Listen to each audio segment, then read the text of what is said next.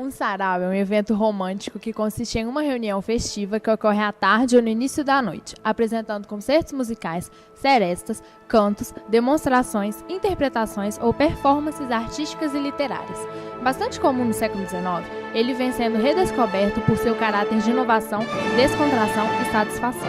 O romantismo surgiu na Europa em uma época em que o ambiente intelectual era de grande rebeldia. Na política, caíam sistemas de governo despóticos e surgiu o liberalismo político. No campo social, imperava o inconformismo. No campo artístico, o repúdio às regras. A Revolução Francesa é o clímax desse século de oposição. No Brasil, o romantismo coincidiu com a independência política em 1822, com o Primeiro Reinado, com a Guerra do Paraguai e com a campanha abolicionista. Dentre as principais características do romantismo na literatura estão a liberdade de criação e expressão, no qual os atores escrevem de forma coloquial, ou seja, gera maior facilidade de compreensão. Nacionalismo, exaltação dos valores dos heróis nacionais. Subjetivismo, o autor cria uma realidade interior e trata os assuntos de uma forma pessoal. Sentimentalismo, é constante na obra romântica e é expresso por sentimentos como a saudade, tristeza, nostalgia e desilusão. Escapismo, fuga da realidade através de sonhos, lembranças da infância e a própria morte. Egocentrismo, no qual cultua-se o eu interior através de uma atitude narcisista em que o individualismo prevalece. A idealização da mulher é vista como virgem, frágil, bela, submissa e inatingível. A literatura romântica foi dividida em 3 gerações. Na primeira geração, os escritores valorizavam muitos temas nacionais, fatos históricos e a vida do índio, que era apresentado como bom selvagem e, portanto, o símbolo cultural do Brasil.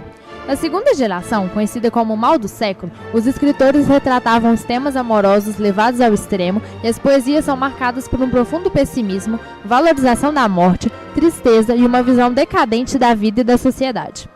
Na terceira geração, conhecida como geração condoreira, os textos eram marcados pela crítica social.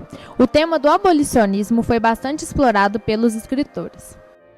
Durante o romantismo, a música procura focar-se mais na classe social que mostra-se em ascensão na época, a burguesia.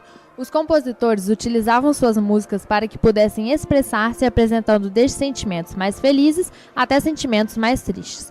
O romantismo aparece nas músicas com a Terceira Sinfonia de Beethoven, que apresenta características com uma temática pessoal e interiorizada.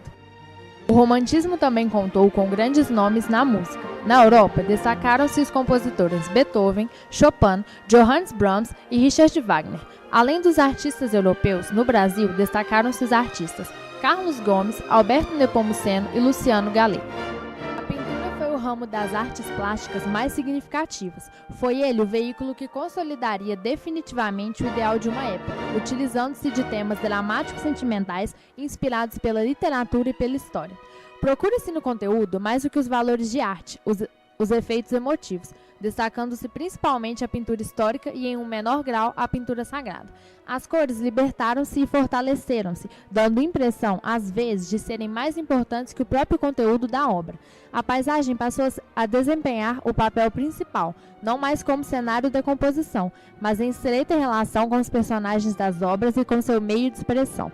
O romantismo foi marcado pelo amor à natureza livre e autêntica, pela aquisição de uma sensibilidade poética pela paisagem, valorizada pela profusão de cores, refletindo assim o estado de espírito do autor.